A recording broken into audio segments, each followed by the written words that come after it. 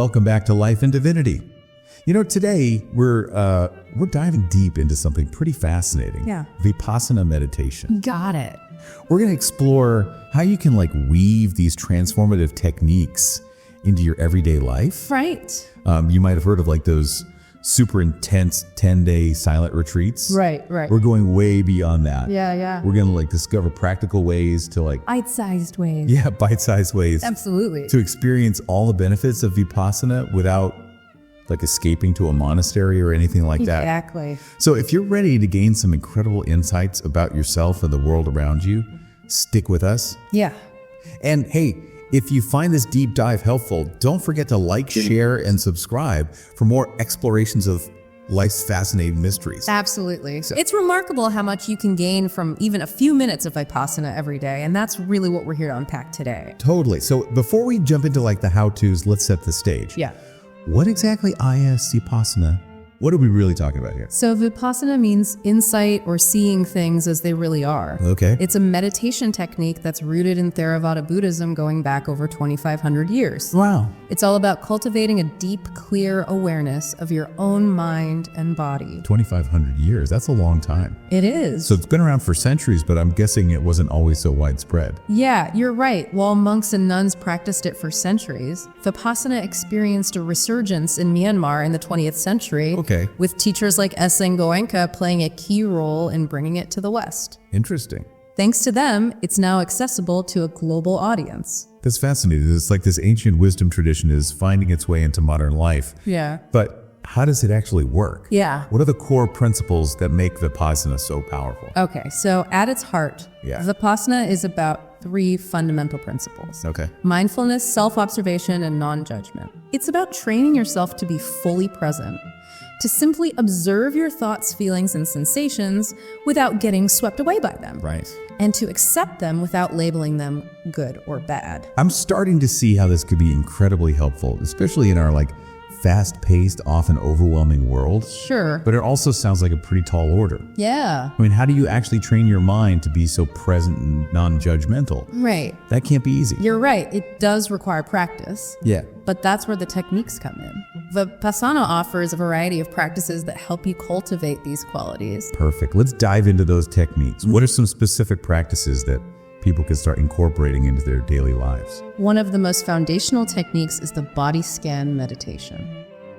Oh, I've heard of that. Okay. It sounds very methodical, almost like a mental inventory of your body. Exactly. It's a systematic way of bringing your attention to different parts of your body, starting with your breath, and gradually moving from head to toe, simply noticing the sensations without judgment. So instead of trying to relax or change anything, you're simply observing whatever sensations are present. Right. That seems almost counterintuitive. It might feel that way at first, but the key is to become an impartial observer. Right. You might notice tingling, warmth, pressure, tightness. Right.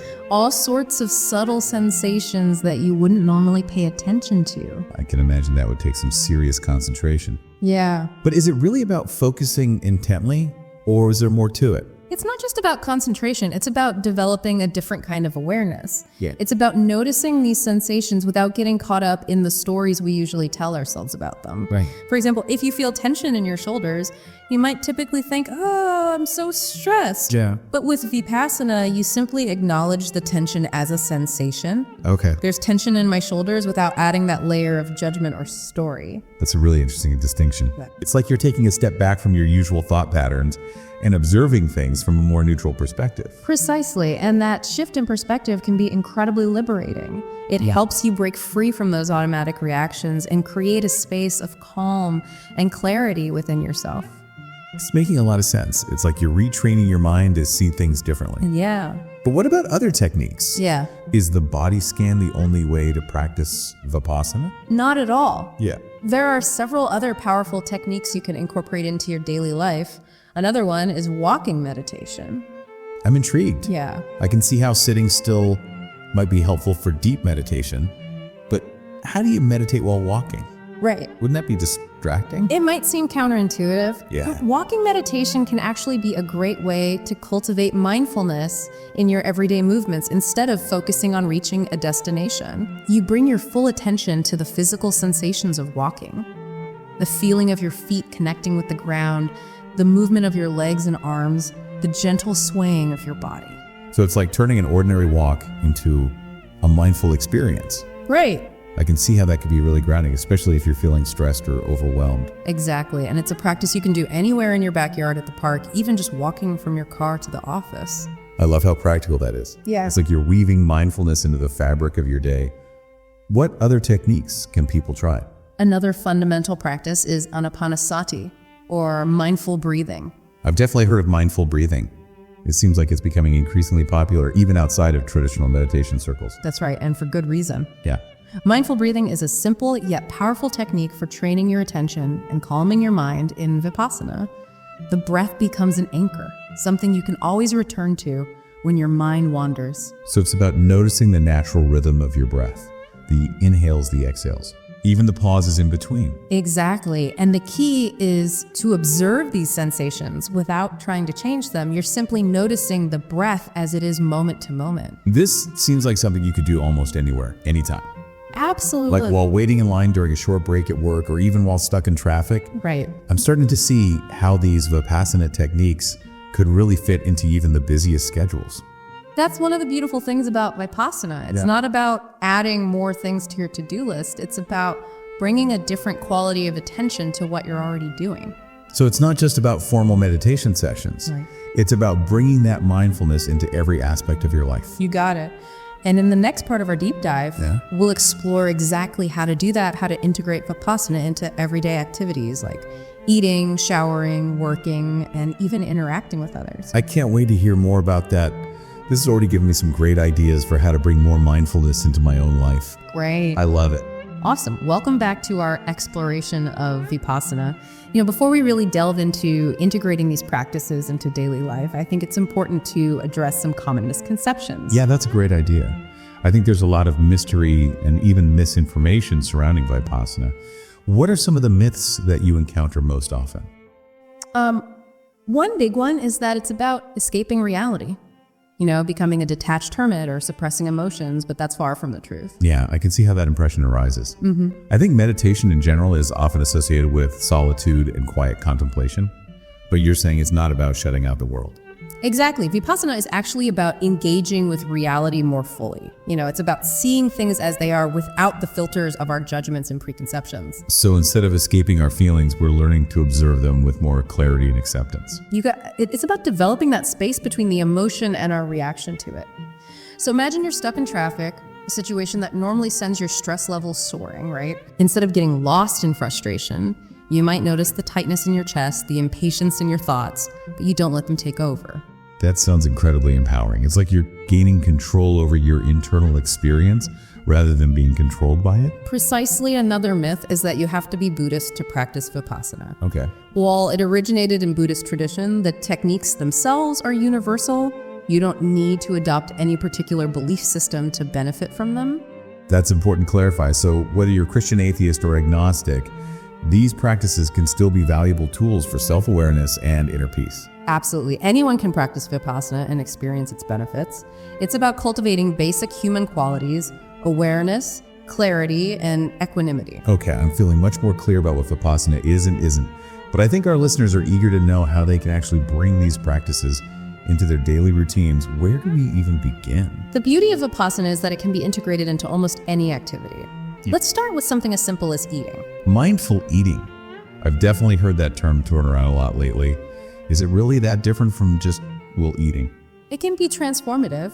Think about it. How often do you eat lunch at your desk, scrolling through your phone, barely even tasting your food? Oh, I'm totally guilty of that multitasking gone wrong. It happens to the best of us, but with mindful eating, you shift your focus entirely to the experience of eating.